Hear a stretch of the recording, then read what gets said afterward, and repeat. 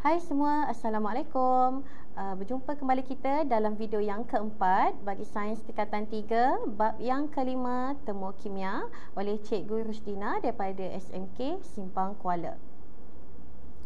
So, dalam video kali ini, anda akan dapat menjelaskan dengan contoh tindak balas eksotermik dan juga tindak balas endotermik. So, jom kita lihat dulu perbandingan antara eksotermik dan juga endotermik. Okey, eksotermik, haba sebelum tindak balas adalah lebih rendah berbanding endotermik, yang mana haba sebelum tindak balas adalah lebih tinggi.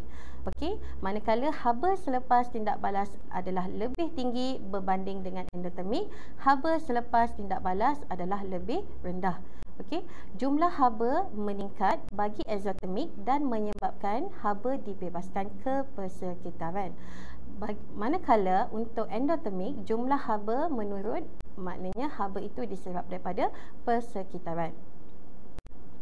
Okey, ini adalah contoh-contoh untuk tindak balas eksotermik, yang mana semua tahu ya, tindak balas eksotermik ni adalah satu tindak balas kimia yang membebaskan haba ke persekitaran. Jadi jom kita lihat satu-satu contohnya. Okey, yang pertama adalah respirasi, yang kedua adalah pek panas, yang ketiga adalah penetralan, yang keempat adalah pembakaran bunga api, yang kelima adalah pengaratan, dan last sekali adalah tindak balas natrium dan juga air.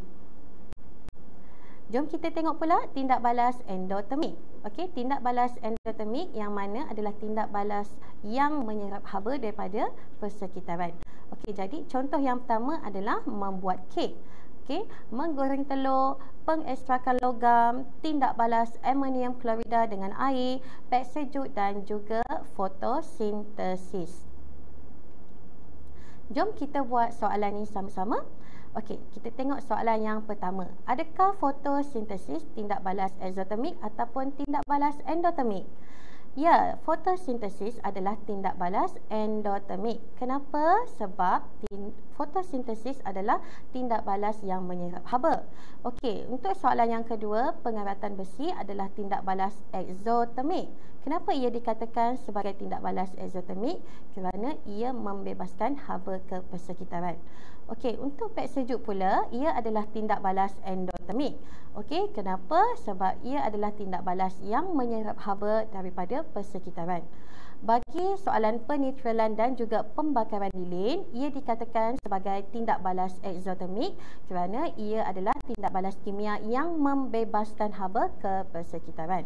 Untuk tindak balas amonium dengan air, ia dikatakan sebagai tindak balas endotermik kerana ia adalah tindak balas yang menyerap haba daripada persekitaran. Jadi itu sahaja perkongsian cikgu untuk video yang keempat. Sekian, terima kasih.